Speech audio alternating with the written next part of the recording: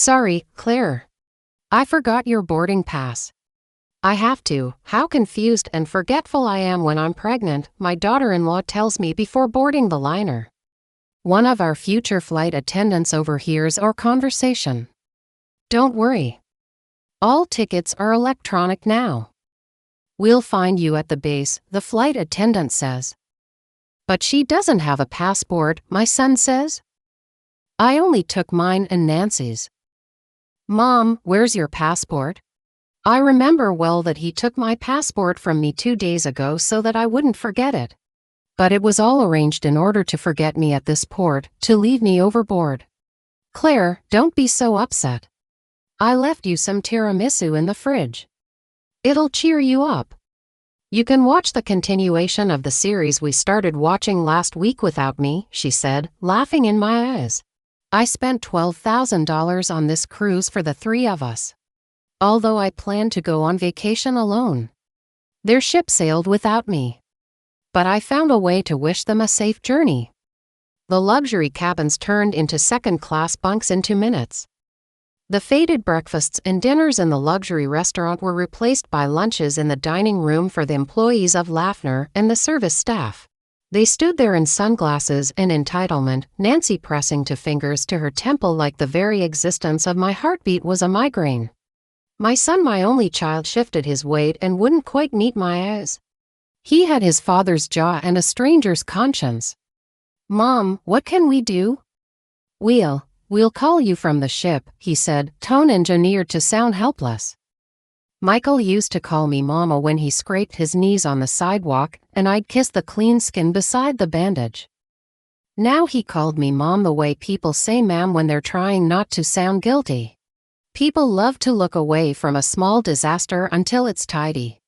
A mother left on a pier with 2 suitcases and a cancelled face. That, honey, is a spectacle. Port workers slowed. A couple with matching visors pretended to examine a brochure. Somewhere a gull laughed like it knew the punchline. Don't fuss, I said, though I wanted to rip the smug from Nancy's teeth with my bare hands and floss with it. Get on board. You don't want to miss the sail away champagne. Nancy flashed her smile, the one that shows no molars, just civility, and patted my forearm. You're a gem. She wasn't the first woman to mistake a diamond for glass because it wasn't set in her ring. They moved with the current of passengers, neat as fish. The scanner beat. The rope swung aside. For 1 second you might have thought she would turn back, rummage theatrically through that crocodile purse and find my passport in some inner sleeve. She didn't. Of course she didn't. The ship's horn bellowed 3 notes like a promise and the gangway cables began to tense. I breathed in the scent of salt and diesel and old oaths. My mother would have told me to pray. My late husband would have told me to wait. Neither ever worked out for me. I chose option C, act. You should know this much about me. I didn't cry when my husband died 3 months ago. Not because I'm heartless. Because our marriage died 30 years earlier when I opened the wrong hotel door and found the right truth. My husband, his belt unbuckled, a woman swollen with his child asking if there were almonds in the minibar because she had a craving. He gave me a marriage contract instead of apologies. With him, I was a rich American. Without him, I was a poor immigrant with a good accent and a bad lawyer. So I learned to play quiet and think loud. You can bury a lot of fury in silk. I had been living on the aftertaste of that silence for decades, small romances like aspirin that never touched the headache. Jack with his gallant theories and fear of commitment, Thomas who wanted me but not the complicated math of loving a married woman, Steve who loved my bank account so hard he almost proposed to it. I stopped looking for love and raised a son who looked at me like home until he learned how much bigger houses could be. When he brought Nancy home, I recognized her immediately. There's a fragrance women like that wear, notes of ambition, citrus of strategy. She praised my soup and corrected my stories. If it had been up to her, she would have met my husband. Not my son. There's a certain breed of woman who only sees men as elevators. They spend more than they save. They believe their taste is a birthright and everyone else's budget an insult. The watch repair business my husband dragged into bankruptcy. It's mine now, a chain of 20 shops smoothed down by time and greed into two stubborn survivors. Oliver runs the downtown store, the old friend who brought me Thanksgiving pies and knew where my husband actually spent his business trips. Oliver with his careful hands and the sort of patience that doesn't make you yawn. The way he looks at me like I'm a watch worth mending. I pretended not to see it. Pretending is a skill, dear. I have medals. When Michael and Nancy put their heads together and begged to join my cruise, Mom, a family trip will lift your spirits, I said no. They asked again. I said no more softly. They brought a brochure and left it on my coffee table like contraband from a happy country. I said yes. I checked the itinerary at night the way people check horoscopes, tracing the curve of the route with my finger, Barcelona, Marseille, and overnight in Naples. I picked out dresses like prayers. A coral linen that made my shoulders look like I remembered how to flirt. A black sundress with white piping, sensible until it wasn't. I bought a swimsuit so elegant it would have made my 25-year-old self stand up straighter and apologize for dating me. I reread the tour program until I could taste the gelato, feel the sandals I hadn't bought yet. I packed sunscreen, books with backs that crackle. A straw hat that hums dolce far niente when the wind passes. I folded in the quiet and left out the grief. And still, the morning of, Michael said, "Hand me your passport, Mom, I'll keep all the documents together. You don't want to forget." He smiled like a good son in a commercial for phones that call home. I handed it over because when you've survived faithlessness, you learn to hoard faith where you can. That's the thing about betrayal. It doesn't kill your trust. It teaches it to be choosy. Mine failed its pop quiz. Back to the pier. The ship began to shrug away from the dock.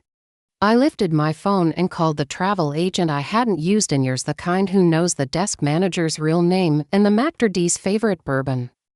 I also called someone else, Lafner Catering Logistics, the people who fed the crew on this floating palace. My husband used to sponsor their charity gala. I did the seating charts for 2 of those events and remember who switched chairs and why. I remember everything that matters. It took exactly 2 minutes and one well-placed "I'm the card holder" on that suite for a few toggles to flip. The words non-compliant documentation carry weight when you plant them where the right clerk can see. A couple of refunds clicked into place. So did a reissue. Luxury became economy. Champagne became "please enjoy the team cafeteria at set hours." I don't break laws. I just speak fluent policy. I didn't watch them realize it. I don't savor slow pain. I prefer it sudden, like ice water in a hot mouth. Instead, I rolled my suitcases toward the taxi rank. "Home," I told the driver. He asked, "Which one?" A question with more answers than I wanted to admit. The door to my house stuck at the top as usual. Old wood swells like old pride then gave way. My kitchen clock ticked with annoying optimism. The refrigerator hummed, full of eggs, lemons, and a glass dish wrapped in plastic. Tiramisu. Of course. Nancy's parting opera. I set it on the counter and stared at it.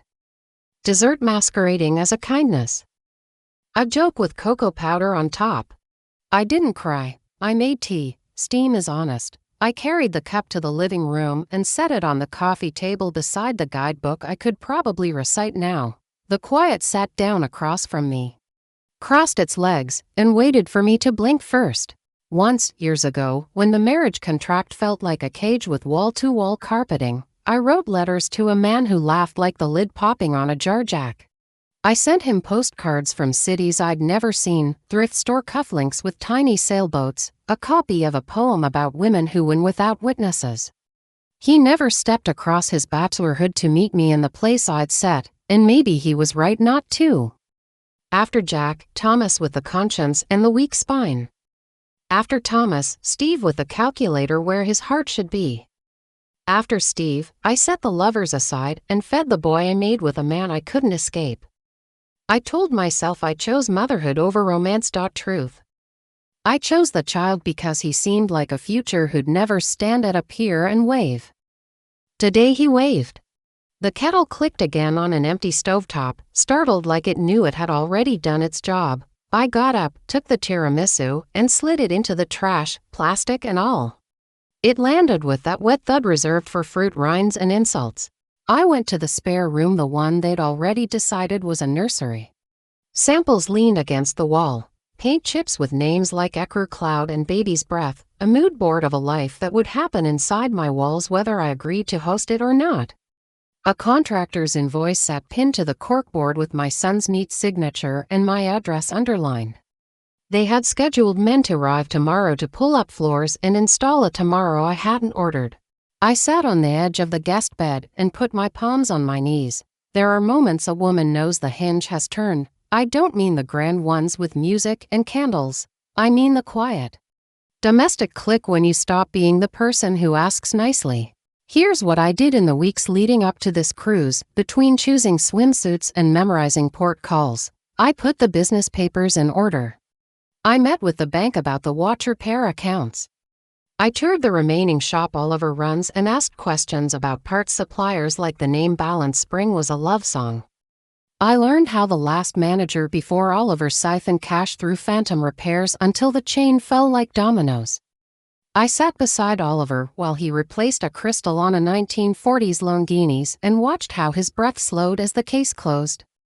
Sometimes you recognize devotion by the cadence of silence it keeps. So when the hinge turned, everything already in a neat row took one step forward. I called the contractor. The nursery renovation for tomorrow. Cancel it. The homeowner changed her mind. Who's the homeowner? He asked. Read the deed, I said and hung up. I called a locksmith. I called a moving company I used when my husband insisted we move country to city because his mistress liked shorter commutes. Yes, I told the dispatcher, a full pack-out. No, not my things.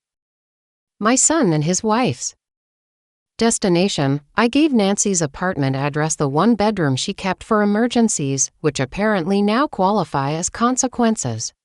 I pulled their boxes from the closet, gift wrap from a baby shower still taped on one open drawers, and began to pack. Not angrily. Methodically. The way a watch is disassembled, every piece placed where it will be found and function. On the bottom of one drawer I found my passport, tucked in an envelope stamped with a smiley face sticker.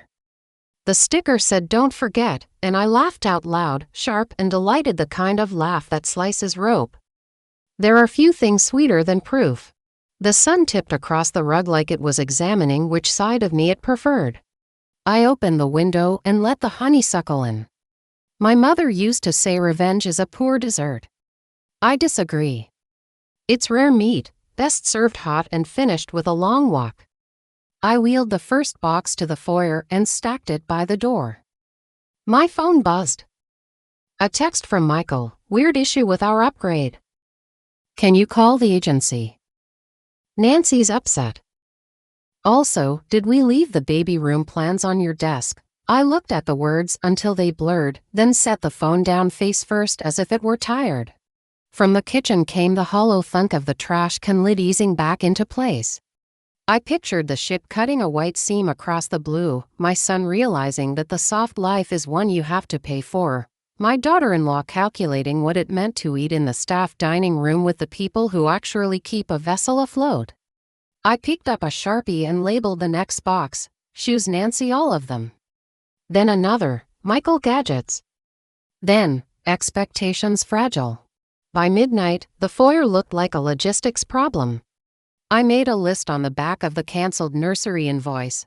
Locks, movers, utilities in my name only, a note for the HOA reminding them that porch decor will no longer include gender reveal nonsense.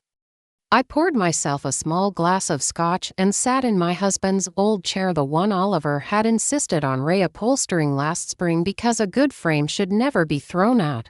In the morning, I would ring Oliver and tell him I was ready to talk seriously about the business, about new glass counters, about a training program for young watchmakers, about a brand that didn't apologize for surviving. But that would be another day's hinge. Tonight, I slept like I'd set an anchor. And before sleep found me, I drafted a note, short, precise, impossible to misunderstand to tape on my front door for when my travelers return sunburned and inconvenienced. I wrote, "I'm sorry, but you don't live here anymore." I set the pen down, listened to the house settle, and smiled a small, toothy smile, the kind a woman wears when the tide has finally turned her way. Morning arrived wearing my favorite color, decision. I brewed coffee that could strip paint and open the front door to the cool breath of a day that still believed in me. At 8 sharp, the locksmith's van rolled up, cheerful as a brass band. A man with forearms like bookends stepped out and tipped his cap. 3 locks, I said. Front, back, garage. Rekey and upgrade. If a raccoon with a YouTube degree can pick it, I don't want it. He grinned. Ma'am, these will stop raccoons with PhDs, perfect. The ones around here are very ambitious. While he unscrewed the old life from my doors, I made a nest at the dining table, folders, a ledger, the deed with my maiden name still ghosted in the watermark, a spreadsheet printed in 14-point font because I refused to squint for penitence. Each page felt like a bead on a rosary, except this prayer was to the god of boundaries. The movers came next, 2 women with matching tattoos of a paper crane. I liked them instantly. They did not touch a box without asking where it wanted to go in its next life. They read my labels, nodded at expectations fragile, and carried it the way you carry an urn. Nancy's apartment, one asked as she fed ratchet straps through the truck rails. 8th floor, no view, I said. Let the couch meet humility. As they worked, I found more of my generosity turned into garnishes on someone else's greed. In Michael's desk drawer, a stack of spa gift cards bought on my card but never given to me. In Nancy's tote, a binder of nursery inspiration, pages torn from magazines that think childhood begins with a chandelier. Receipts curled at the edges spelled out the story, cigarettes disguised as candles, whiskey as wellness. I photographed everything for a file name, not that I need proof, but here it is anyway. On the kitchen counter, my phone vibrated with calls I didn't answer and texts that stacked like pigeons. From Michael, "Hey Mom, think we sorted the ticket issue." Small glitch, then, the upgrade situation is weird. We're in different quarters, then finally, the one that tasted like green apples and denial. Any chance you can sell us? It's complicated. I set the phone on Do Not Disturb and put on Ella Fitzgerald. There's something about a woman who never begs the melody to like her that makes a house stand straighter. Between trips to the truck, the paper crane movers asked if I wanted to keep a tall glass vase painted with gold roses. Gift from my daughter-in-law, I said. But it looks like it knows how to lie, they laughed. We wrapped it and labeled it Nancy front and center. I believe in consequences and interior design. Around noon, I sliced an apple and ate it over the sink like a villain in a soap opera. From the open window drifted the sound of a lawnmower 2 houses over. My neighbor, Mrs. Pritchard, called across the hedges, "You're busy, Claire." "Just tidying," I said. "Spring cleaning, but for my 30s. She nodded as if I'd said something theological. About time. The locksmith finished and handed me new keys on a ring heavy with fresh authority. He touched the brim of his cap. "Anyone else have keys we should worry about?" "Oh, plenty," I said. But they belonged to a past version of me who didn't know she could say no longer.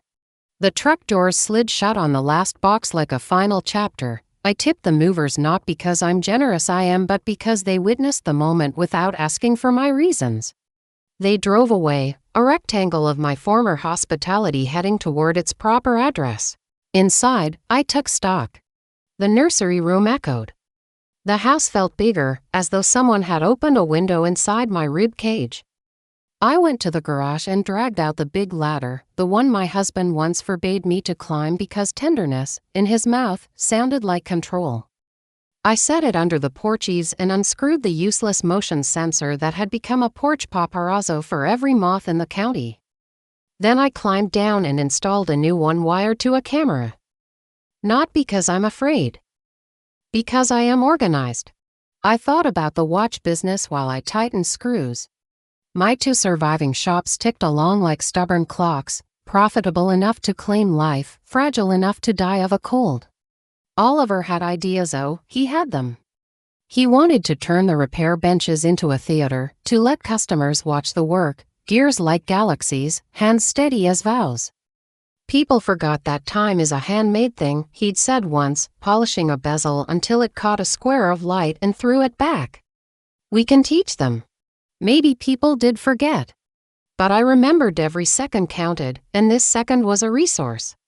I wiped my hands, took my new keys and my new posture, and drove to the downtown shop. The bell over the door sang above Middlesea. Oliver looked up from the microscope. He wore his usual, a pale shirt, rolled sleeves, a tie that looked like it had been ironed by affection. His hair had gone from black to the kind of gray that makes women test the word distinguished with their lips. He took off his loupe and smiled that quiet smile that doesn't ask for applause. Claire. Oliver, didn't you sail away to a fountain of limoncello, change of tide? He searched my face the way a man checks an antique for hairline fractures. You okay? I told him the glossy version, the one fit for retail spaces. Passport misplaced, ship departed, me pivoting. He listened the way I listen to a watch, not to the note, but to the note behind it. When I finished, he said, you want coffee, or would that feel like sympathy? Coffee would feel like a plan. He brewed it strong and poured it into 2 mugs with tiny nautical flags on them, which I pretended not to find ironic. We sipped. The shop hummed. In the cases, time before and time to come faced each other across velvet. I need to talk numbers, I said, setting the mug down. Not just to bandage the business. To rebuild it. Oliver leaned on the counter. I'm listening. We rebrand the chain under a single name that isn't my husband's. We standardize quality, no shortcuts. Offer classes, basic care, history, maybe a partnership with the community college to seed new watchmakers. We make repair sexy, he grinned. You trying to put me out of a job? His grins are polite even when they're real. I'm trying to put us into a future. I held his gaze. It stayed. He nodded slowly, as if winding an idea with care. I have notes. Drawers of them. I never showed your husband because he mistook ideas for disrespect. My husband mistook many things, Oliver's eyes hazel, in case your cataloging softened.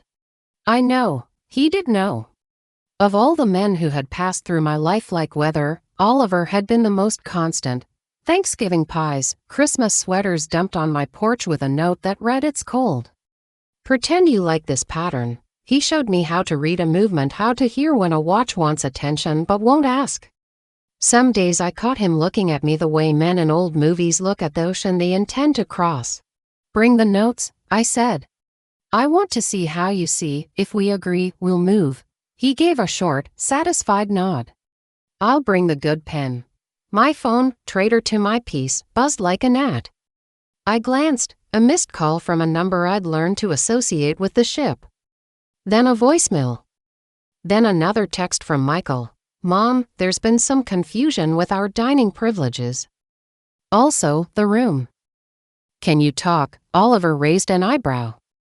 I silenced the phone and slid it into my bag.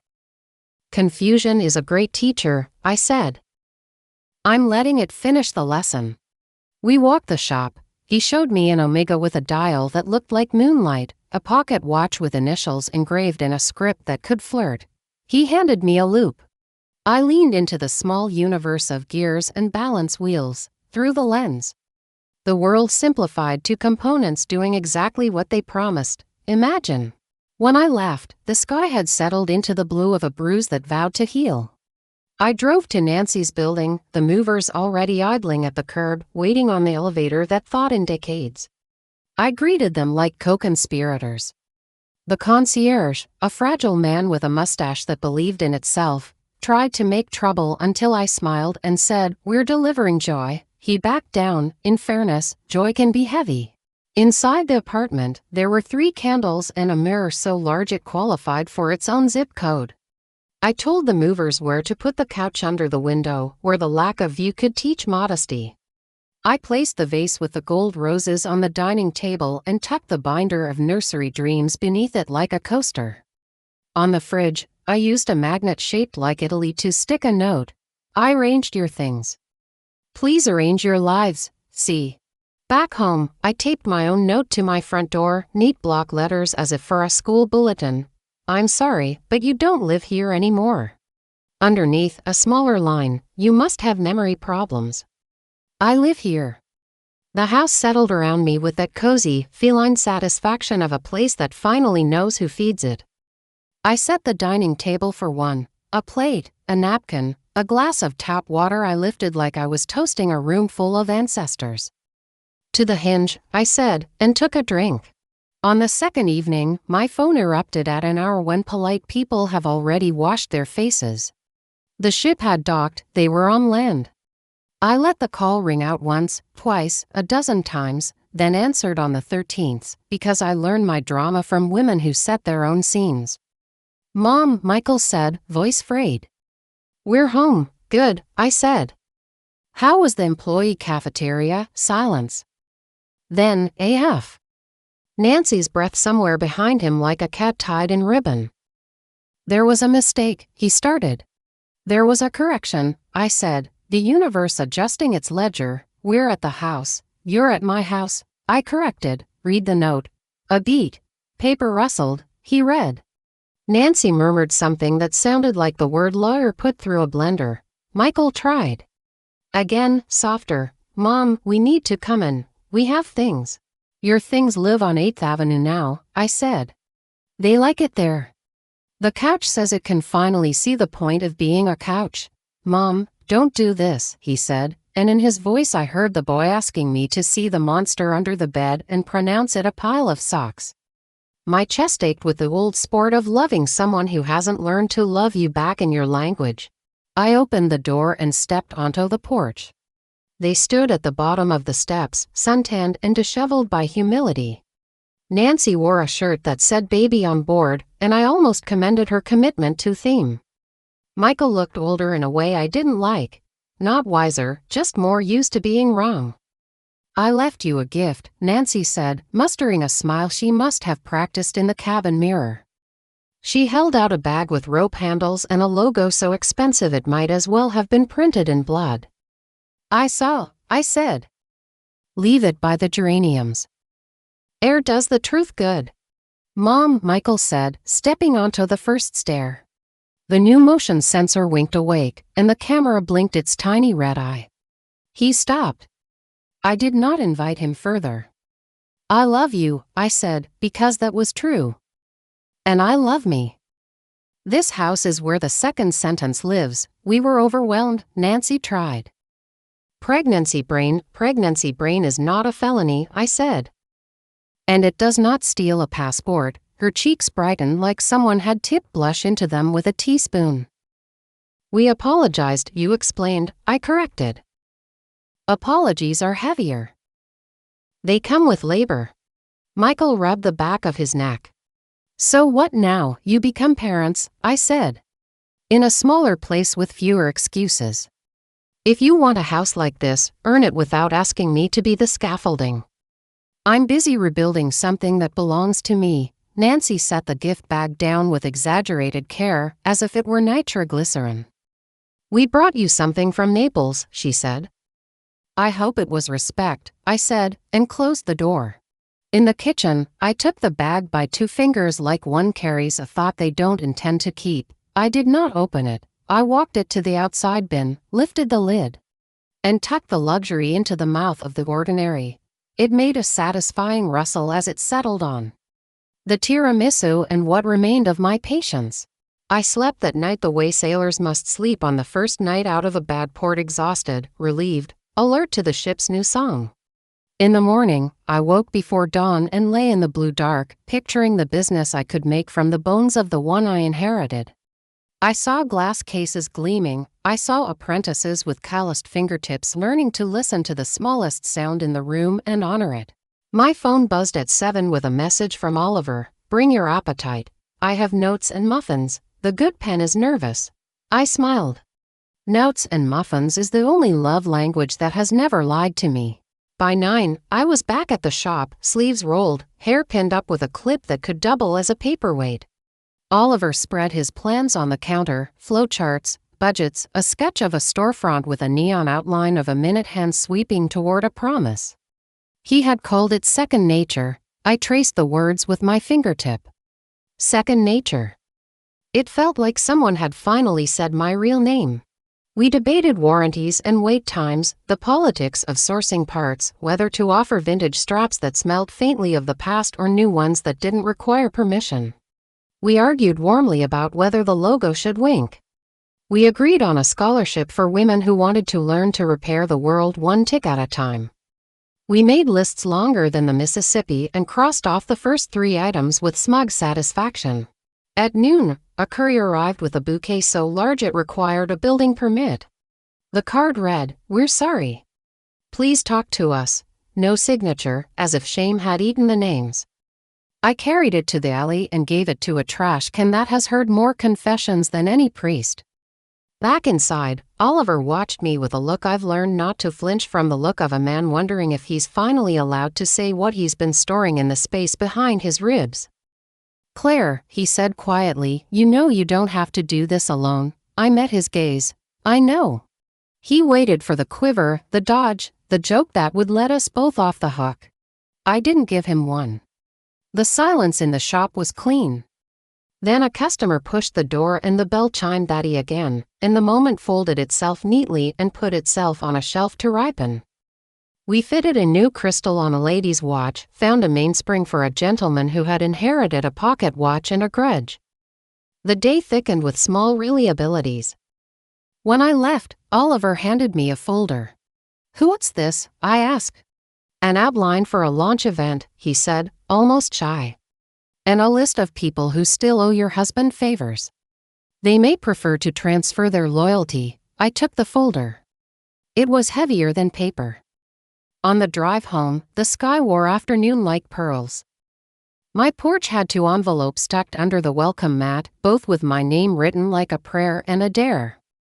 I picked up the top one, thick, expensive paper, and held it to the light. "Money has a smell, apologies have a weight." This had neither. I put it on the console table without opening it. The second envelope was smaller, a grocery store thing with a stamp that had been licked by sentiment instead of a sponge. Inside was a scrap of paper torn from a notepad shaped like a peach. "Mom, please. Can we talk?" It landed softly beside the larger, unreadable apology. I poured tea. The quiet took the chair across from me again, crossed its legs, and nodded as if to say, "Good." Next. I thought about the last 30 years, the pretending, the making do, the careful tucking in of my edges so no one tripped over them. I thought about the cruise I did not take and the one I would. My phone rang. "Oliver. One more thing," he said when I answered. "Do you have your passport?" I laughed, rich and from the belly. "I do now." "Good," he said. "Because when we've set the new gears, you and I are going to stand on a pier and board because we want to, not because anyone needs us to be someone else on deck." "Is that a promise?" "It's a plan," he said. "Promises can be broken. Plans get revised." We hung up. I took my passport from the envelope with the smiling sticker and placed it in a simple leather holder I had bought for this trip while Nancy debated whether coral or teal was more bump-friendly.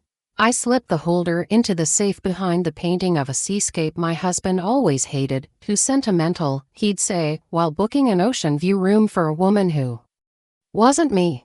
When evening fell, I stood at the sink and watched the motion light flick on and off as moths auditioned for their tiny tragedies.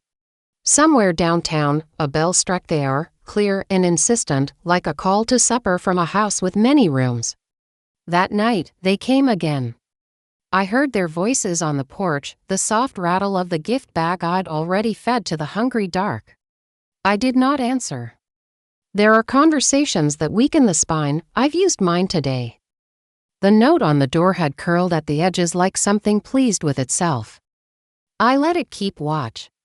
I turned off the kitchen light and carried my tea to bed, my lists lay on the nightstand, locks changed, movers paid, contracts cancelled, launch plan begun. The last line had only 2 words, choose me. I set the alarm and smiled at the luxury of not needing it. Sleep came like a tide that knows the shape of the shore. In the morning, I would go to the bank and move the accounts, then to the shop to choose the font for our future. I would call the community college about a workshop, and Mrs.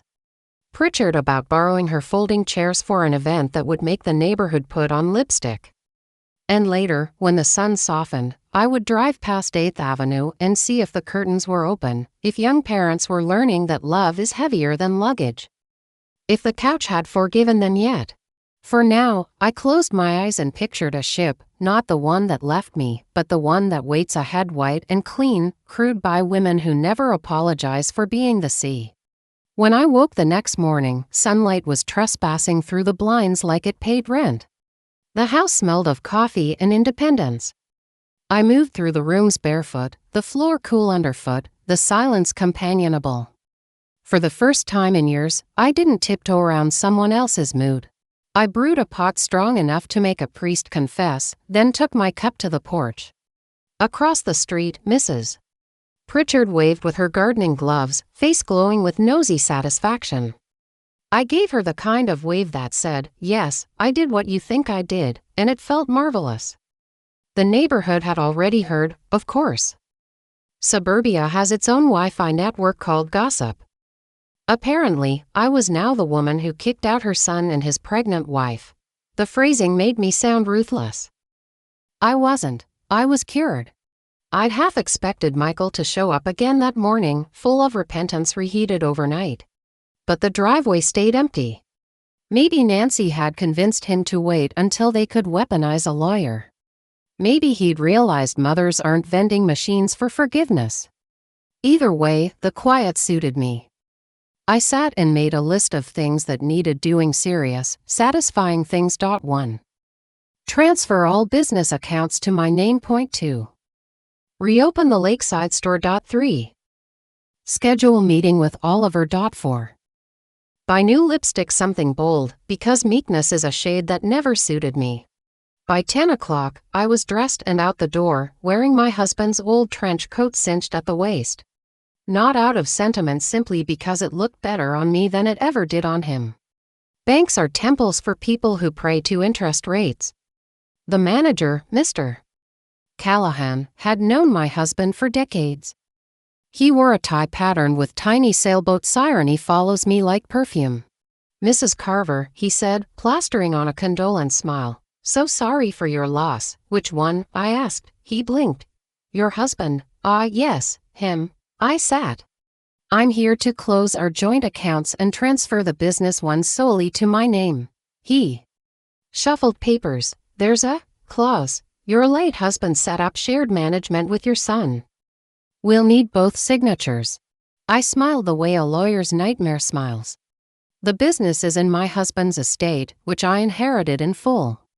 My son has no claim. Unless, of course, you'd like my attorney to explain that to you in Latin. Mr.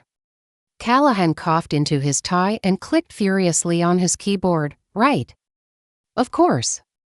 Just a routine hold, you understand. I understand routine cowardice, yes. 10 minutes later, my signature bled across the papers. Every account, every dollar, every tool of survival mine again. When I left, I could almost hear my husband's ghost sputtering somewhere. Probably trying to remind me about the sanctity of joint assets. He'd always believed that. What's his was his, and what's mine was negotiable. I considered that belief officially foreclosed. Outside, the autumn wind bit my cheeks, alive and fresh. It felt like applause from the universe. I met Oliver at a diner near the old Lakeside store. He was already in a booth, sketching on a napkin with the concentration of a man solving the universe. You're early, I said, sliding in across from him. You're the kind of woman a man wants to be early for, he said simply. Then, catching my look, he added, professionally speaking. Mostly. Oliver always had that way of teasing sincerity through the cracks. He was gentle without being dull, and he looked at me like I'd survived something worth surviving. He pushed the napkin toward me. It was covered with drawings, watch cases, logos, and a rough sketch of a shop front, Claire and Time. I traced the words with my fingertip. "You're putting my name first, you earned it. I'm not sure anyone wants to buy watches from a widow, then we'll sell them a story instead." Claire and Time for the moments that outlast men. I laughed so hard I nearly spilled my coffee. "Oh, Oliver, that's wicked, accurate, too." The waitress, a woman built like a secret weapon, smiled knowingly as she refilled our cups. "Sounds like y'all are building something dangerous," she said. "We are," I said. "Hope." By the time I drove home, my phone had lit up like a Christmas tree. Missed calls, messages. Voicemails, one from Nancy Long, emotional, full of sighs, one from Michael Short, apologetic. Scripted. I didn't listen to either. Instead, I called my insurance agent and moved the policy out of both their names. Then I called the contractor and hired him again, not for a nursery this time, but to renovate the old basement into an office. "Make it look like success lives here," I told him. He chuckled. "You got it, Mum." That night, while I was marking out the new floor plan on graph paper, I finally played one voicemail from Michael. "Mom, please. We're trying to make things right. Nancy's been sick, and we can't. It was a mistake. You've always been dramatic, but this is too much. You're punishing us." I deleted it before the guilt could bloom. I'd spent 30 years punishing myself with forgiveness. Time for new hobbies. 3 days later, there was a knock on my door. I half expected it. Regret has poor timing. It was Nancy, wearing maternity jeans and desperation as an accessory. Her mascara had traveled south, and her voice trembled at the edges like cheap silk. "Claire, please." "Can I come in?" "No," I said pleasantly. "The locks are allergic to hypocrisy." She blinked. "We're family, by law. Not by behavior." I was scared, she said. "Pregnant, overwhelmed, and deceitful," I added helpfully. "Michael didn't mean," Michael meant to take my passport. I watched him mean it. Nancy's lips quivered. "We were planning to come back for you." "Really? With my money spent and my dignity returned by mail?" She took a breath, pressing her hand to her belly like it might shield her from consequence. "I wanted this baby to have a family, so did I said softly. "That's why I'm saving one from bad examples." Tears welled in her eyes. "You're cruel." "No," I said, stepping forward until the new motion light blinked awake between us, painting her face in sterile white. "Cruel is pretending love while stealing from it. Honest is locking the door when thieves return." She turned away then, muttering something about God judging me. I smiled. I hope he has good taste. When she was gone, I shut the door and felt the air relax, like the house itself exhaled. Later that evening, Oliver called. "You at home?" "Yes. Can you come by the lakeside shop? I found something you'll want to see." I hesitated. The last time I'd stood in that building was the day after my husband's funeral, when I signed the bankruptcy papers. But something in Oliver's tone warm sure pulled me out the door. The shop was dim, half the shelves empty. Dust made halos around the light fixtures. Oliver was kneeling near the counter, prying open an old display case with a screwdriver. Inside lay a velvet tray lined with antique pocket watches, forgotten, exquisite, each one ticking faintly. "Your husband never filed these in inventory," he said. "Hidden assets, maybe. Or just arrogance." He handed me one, a silver piece with delicate engraving. "To Claire, Time's constant companion." The inscription stopped my breath. My husband had given me no such watch. "Who?"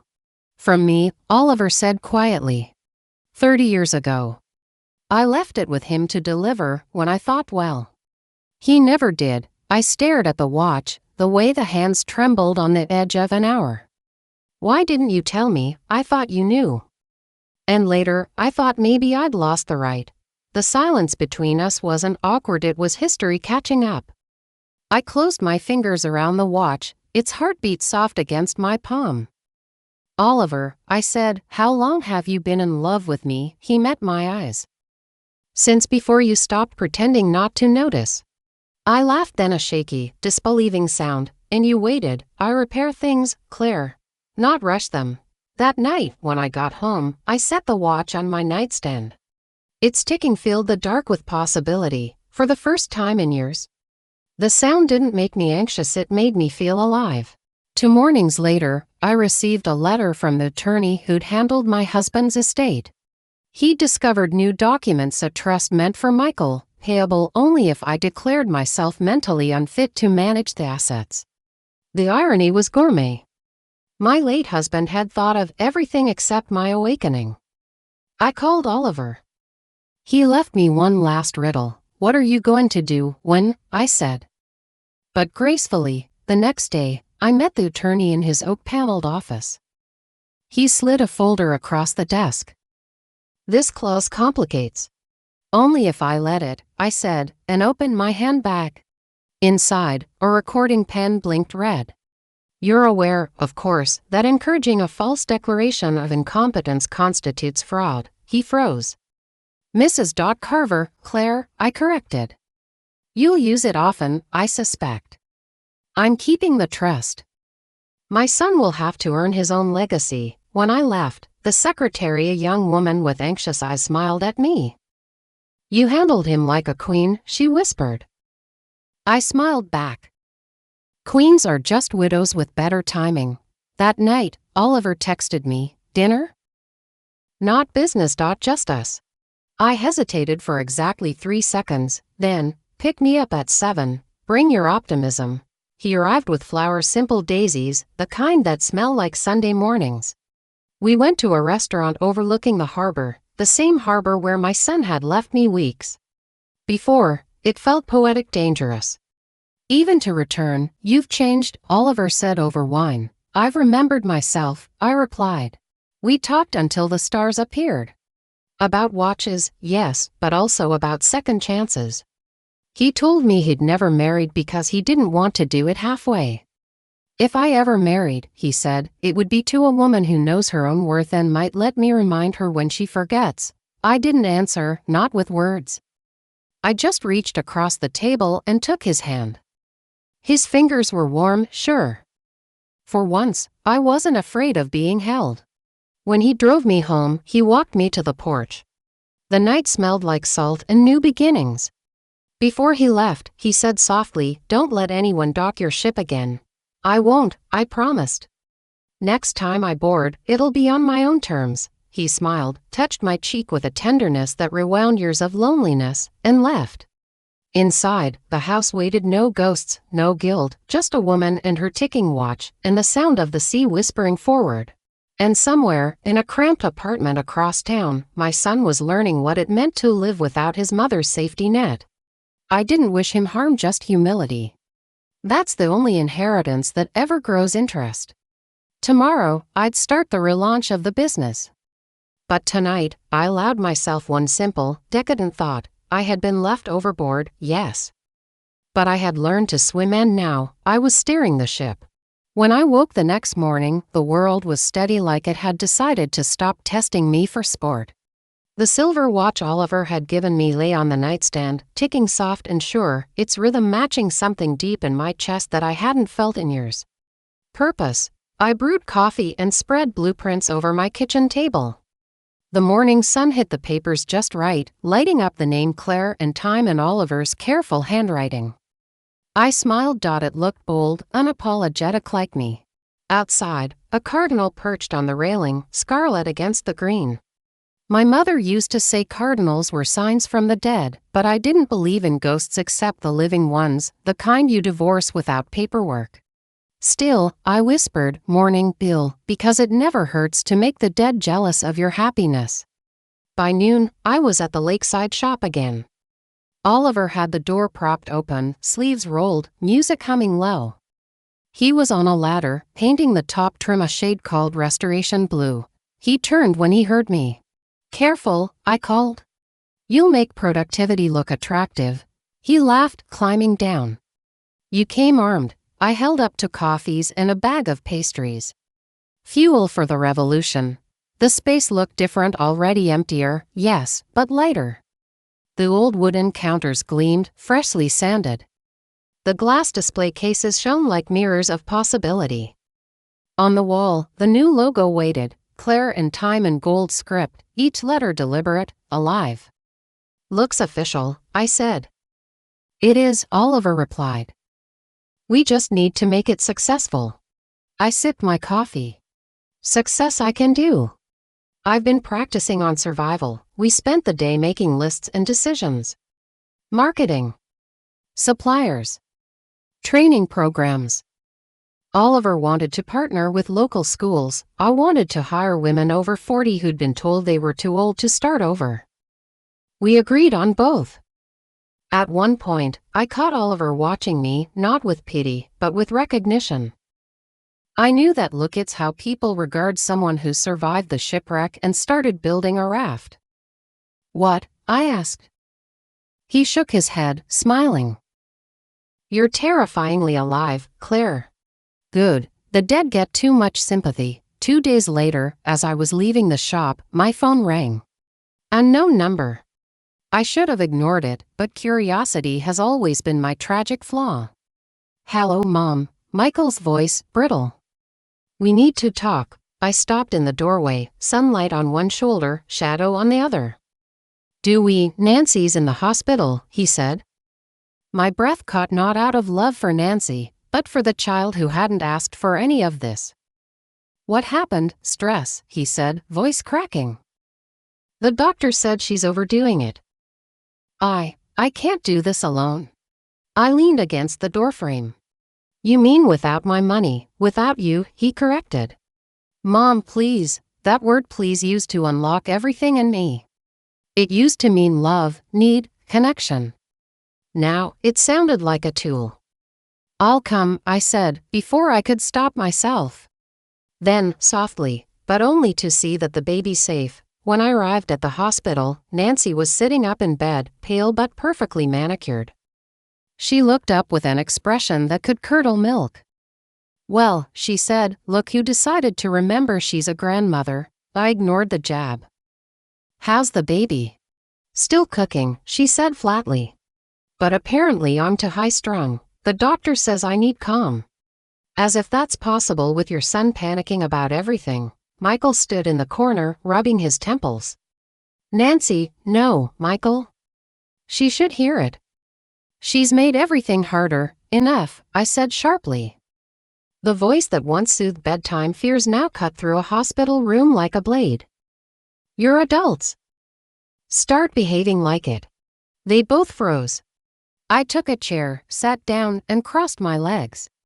"I'm here because I care about a baby who doesn't deserve to be raised in chaos. So, here's the deal. I'll help pay for the nursery essentials, crib, clothes, formula, but not your lifestyle. You'll get a monthly allowance from the business account, conditional on responsibility." Nancy sneered.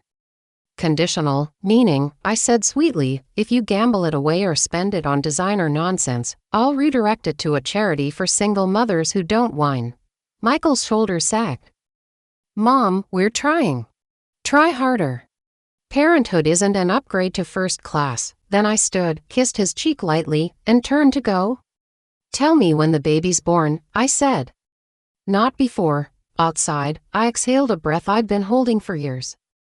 The air smelled of disinfectant and redemption. Fire and foundation. Back at the shop, Oliver was waiting with takeout and worry lines. "You okay?" "I've been better," I said, dropping my purse onto the counter. "But I've also been worse. And I survived that, too." He nodded slowly. "That's my girl." I blinked. "You're what?" He chuckled. "Force of habit. I used to call your husband my guy. You deserve better." "I do," I said, holding his gaze. "And maybe I'm finally letting myself have it." We ate in companionable silence, the kind that doesn't need filling. When I got up to leave, Oliver walked me to my car. "Claire," he said, hesitating. "If you ever need Oliver, I cut in, I'll let you know. But right now, I'm busy building an empire." He laughed. "Then make me your co-founder." "You already are," I said. "You just don't know it yet." The spark. The relaunch of Claire and Time began quietly, just a few customers trickling in, curious about the new name. But word spread. The local paper ran a small feature titled, "Widow Revives Husband's Legacy, but on Her Terms." I framed it not because it was true, but because it was close enough. We hosted our first open house 2 weeks later. The shop glowed like something out of a dream, brass and glass and soft jazz. I wore my coral dress, the one I'd bought for the cruise that never was. Oliver looked at me like he finally believed in miracles. When I stood to speak, my voice didn't shake. "Time breaks," I said, "and we fix it. That's what this business is about. Second chances for watches, and sometimes for people." The applause was warm, genuine. I saw faces light up, old customers, new friends, even Mrs. Pritchard in the back, clapping like a proud aunt. Oliver raised his glass. "To second chances," he said. "To survival," I corrected. "And to making survival look good." The return of the sun later that night, when the last guest had gone, I was locking up when I saw a figure outside. Michael. He looked smaller, somehow less arrogant, more human. "I saw the article," he said. "I'm proud of you, Mom." I leaned on the doorframe.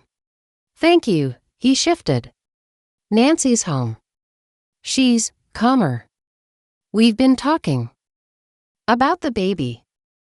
About what we did to you." I crossed my arms. "Go on." He swallowed hard. "I was wrong. About everything. I don't expect forgiveness, but I want to earn back your trust." There it was, the sentence I'd waited 35 years to hear. Not because I needed it, but because it sounded like growth.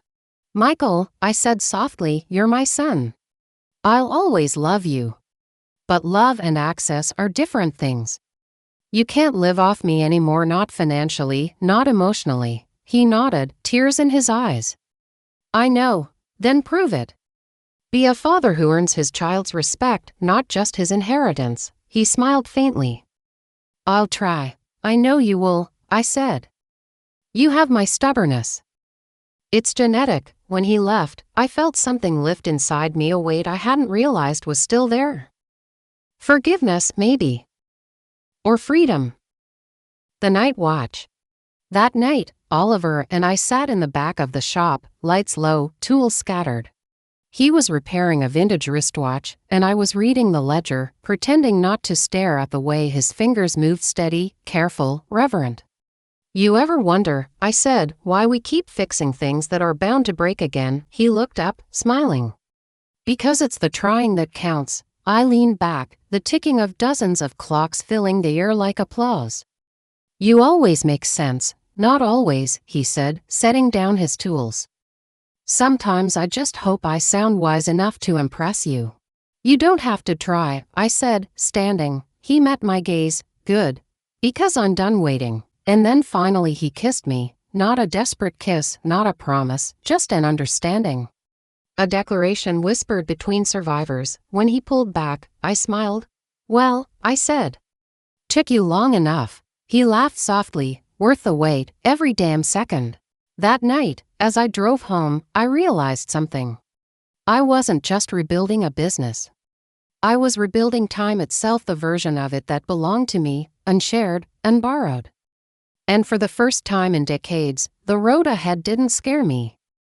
It thrilled me. They say success has a smell. Mine smelled of lemon polish and warm brass, of coffee cups left near ticking clocks, and the faint sweetness of pastry crumbs in the break room. Claire and Time had been open for just 3 months, and already it was breathing steady, confident, almost smug. Every morning when I turned the key in the door, I felt a little jolt of ownership run through me like electricity. It wasn't just the store I'd saved, it was myself. The woman who'd once been left on a dock with her suitcases was now running payroll, planning marketing campaigns, and teaching new apprentices how to tell when a watch was lying. And sometimes, when Oliver thought I wasn't looking, I'd catch him looking at me the way a man looks at a horizon he finally plans to reach. The first real test came on a Friday morning. A customer, a man in his 40s with a sports watch and a fragile ego, barged in demanding a refund. Your repair didn't hold, he barked. It stopped after 3 days. Oliver stepped forward, polite and calm. I'd be happy to take a look, sir. The man ignored him, eyes on me instead. I want to talk to the owner. That would be me, I said. He blinked. You, yes, me. The woman you're trying to intimidate with volume instead of logic. His jaw worked like he was chewing on his pride. No offense, ma'am, but I'm 65, I said. I've outlived more offenses than you can throw at me. Now, hand me the watch. The room went quiet except for the sound of 30 other clocks doing their jobs properly. I took his watch, wound it, and listened. Then I smiled. Loose screw. Not our fault. Someone's been fiddling. He looked sheepish. I just wanted to check something last night. Congratulations, I said, handing it back. You checked wrong. He paid for a second repair and left with the quiet respect men sometimes give to women they've underestimated. Oliver raised an eyebrow. You enjoyed that, he said. I enjoyed justice, I said. It ages well. Word spread.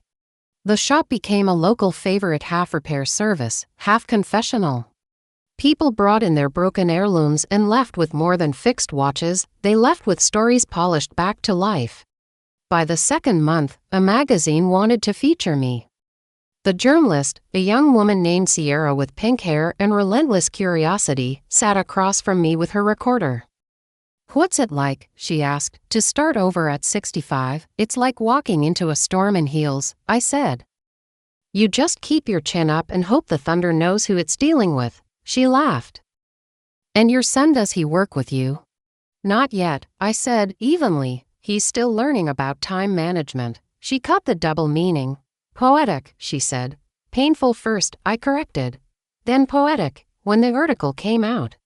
The headline read, The Watchmaker's Widow Who Fixed More Than Clocks. I liked that. It sounded like a title I'd earned the hard way. One night, close to midnight, my phone rang. I almost didn't answer, but something in me, a mother's reflex or maybe just curiosity, won out. Mom, Michael's voice, small, tired. Yes, Nancy had the baby. I sat down. My heart didn't lurch, it steadied, oddly calm. Is it a boy or a girl? A girl, he said. We named her Leela. Leela, I repeated.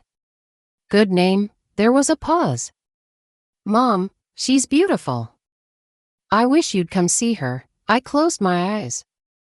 The image came easily. A tiny face, soft and pink, unaware of all the ways adults break each other before breakfast. I'll visit when the timing's right, I said. For now, just take care of her, Mom, he said softly. You'd be proud. I already am, I said. For once, you did something right without needing my money to do it. He laughed weakly. Guess it's genetic, maybe, I said. Take care of your girls, Michael. After the call ended, I sat in the dark, listening to the house breathe. Somewhere on the nightstand, that old silver watch ticked steady and sure. I thought about how life resets itself when you stop begging it to. The next morning, I found a small package at my door, no return address. Inside was a framed photo, Michael, Nancy, and baby Leela. Underneath, a note in my son's handwriting. For Grandma. When you're ready. I put the frame on the mantel beside my late husband's urn. Look at that. Lil, I said, your legacy turned out female, fierce, and entirely mine. Then I went to work. It started as a joke between Oliver and me how someday, when the business was steady, we'd take a cruise together. Not the kind that ends in heartbreak, but one that begins with champagne and ends with tan lines and peace. One afternoon, he placed 2 brochures on my desk. Which itinerary looks better to you? I stared at him. You're serious. As a Swiss movement, he said, you deserve that ocean view, Claire. But this time, we board together. I picked up the first brochure. The ship gleamed white against turquoise seas. Italy. Greece, Morocco, I read aloud. The same route as the cruise your son left you behind on, Oliver finished gently. I thought maybe you'd like to finish the journey. My throat tightened. You sentimental fool. Guilty, he said. But I want to see you on that deck, hair in the wind, not waiting for anyone. I looked at him over the edge of the brochure. You really think I'd trust a cruise again? I think you'd trust yourself, he said. He was right. Success attracts mosquitoes. 1 week before our planned departure, I received a letter from the bank, a notice of inquiry into a large withdrawal request made under my business's name. I hadn't made it. I called Oliver immediately. Did you authorize any transfers? No, he said. Why? Because someone tried to steal $10,000 from our account. He went silent. Then, Michael, I didn't want to believe it. No. He wouldn't. But mothers always know when denial is lying through her teeth. I drove to his apartment that evening. Nancy opened the door, baby on her hip, surprise etched across her face. Claire, she said. This is unexpected. I bet, I said. Where's Michael? He appeared behind her, pale, guilt written all over him. Mom, it's not what you think. Oh, good, I said. Because I think you tried to steal from my company. He sighed, running a hand through his hair. I just needed a little money. For Leela. For the bills. I thought you thought wrong, I said. You thought I'd keep bailing you out forever. That motherhood and martyrdom were the same thing. I was going to pay it back. No, you were going to get caught, I said. Big difference. Nancy started crying.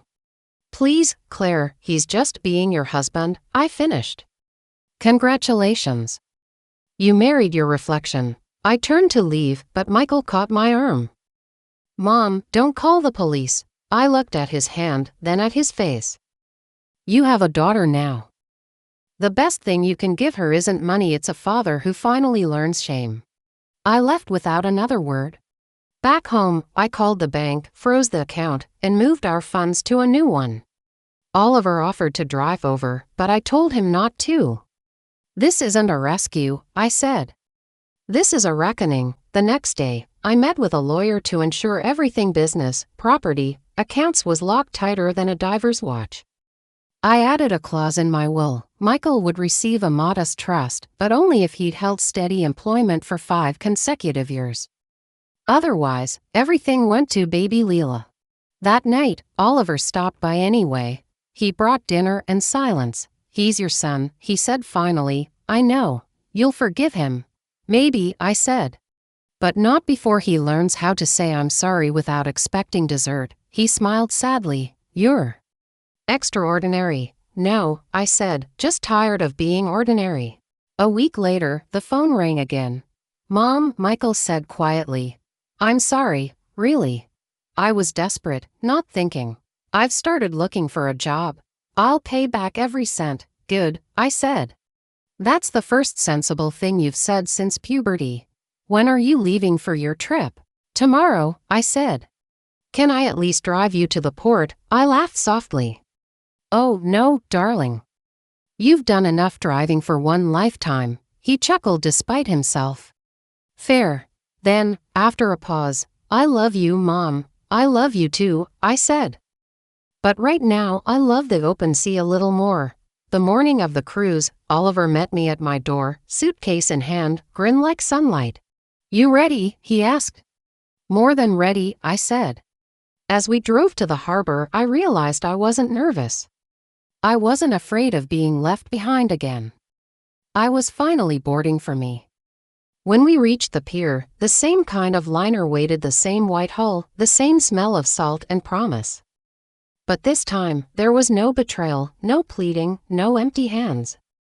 Just me and a man who'd loved me quietly for decades. At the check-in desk, the clerk smiled. Welcome aboard, Mr. and Mrs. Not yet, I said quickly, laughing. But you can practice. Oliver slipped his arm around me. See, he murmured. This is how you rewrite endings. As the ship horn sounded and the pier began to shrink behind us, I leaned on the railing, wind in my hair, sun on my face. Oliver joined me, holding out 2 glasses of champagne. To freedom, he said. To love, I added. And to never letting anyone else hold the map again. He clinked his glass to mine. You've come full circle, Claire. No, I said, smiling. I've come forward. And as the waves shimmered below, I knew this voyage wouldn't end with abandonment, it would begin with arrival. You'd think sailing again would wake the ghosts. Nancy's smirk, Michael's turned away eyes, that ship horn years ago swallowing my name, but it didn't. This time, I boarded with my head high and both hands free. My passport nestled safe in my purse.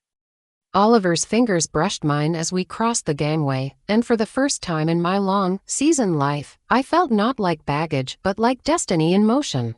The ocean doesn't hold grudges, it just reflects who you've become. On our first night aboard, I stood at the railing, the horizon melting into gold. The salt wind played with my hair. I wasn't the woman who'd once been left behind on this same kind of pier. I was the woman who'd rebuilt her life from the spare parts of betrayal. Feels different, doesn't it? Oliver said, joining me. It feels earned, I said. Every sunrise after hell is a raise. He laughed softly. You always make recovery sound like a revolution. It is, I said, just quieter. Less gunfire. More espresso. We watched the waves for a long time. They didn't apologize for anything. And neither did I. It's funny how grief and anger age like old film. They fade until what's left is only the outlines. I thought of that day at the port, my son's voice pretending to be regretful while his wife adjusted her sunglasses. The humiliation had burned, yes, but it had also branded me with a lesson I'd never forget, never beg to be wanted. Back then, I'd confused motherhood with martyrdom. I believed love meant cushioning every fall, paying every debt, cleaning up every mess. What a waste of muscle that was. Love, real love, lets people fall and teaches them how to get up. Now I understood that. And I hoped my son, somewhere in that cramped apartment, with a crying newborn and an exhausted wife, was learning it too. The ship's Wi-Fi was patchy, thank heaven, but when I checked my phone one morning, there was a single message from Michael. Leela smiled today. I wish you'd seen it. We're doing better, Mom. I got a job at the hardware store. Nancy's calmer. We miss you. I stared at the words, letting them sink in like sunlight on water. I didn't reply right away. Instead, I turned off the phone and joined Oliver for breakfast on the upper deck. Later, though, I sent one simple line. Proud of you, son. Keep building. Love, Mom. And that was it. No sermon, no lecture, no guilt. Just truth, clean and light as sea air. In Naples, we docked for a day. Oliver and I wandered through narrow alleys filled with laundry and laughter, sharing a gelato that melted faster than decency. A local jeweler stopped us, admiring Oliver's watch. He told the man we repaired time for a living. Ah, the jeweler said, tapping his temple, then you fix hearts, too. Oliver smiled. We're learning. At a cafe overlooking the harbor, he took my hand. You know, he said, I spent years watching you survive what should have broken anyone. I thought I admired your strength. But now I realize it wasn't just strength. It was style. Style, I asked, amused. Anyone can endure, he said. But you made it look like choreography. I laughed so hard I nearly spilled my espresso. So, what, you fell in love with my pirouette through pain, something like that, he said. And the way you never stopped ticking. Neither did you, I said. That night, there was a formal dinner on deck. The sea was a mirror, the stars were nosy. Oliver wore a dark suit that looked like it remembered romance. I wore the black dress I'd bought for the cruise that never was, the one that had waited, like me, for the right occasion. When the band started playing something soft and old-fashioned, he stood, extended his hand. May I? You may, I said, and let him lead me to the dance floor. We moved slow, the way older lovers do when they finally stop rushing through life. His hand rested at my waist, his breath steady against my temple. I should have done this 30 years ago, he murmured. You weren't ready, I said. Neither was I, and now, I whispered, we're right on time. The crowd clapped when the song ended. But I barely heard them. The ocean had started to hum a low, approving sound, like applause from the gods. Back in our cabin, I took out my journal. Old habit, Inside, tacked between the pages, was a letter I'd written weeks earlier but never mailed. It was addressed to my son.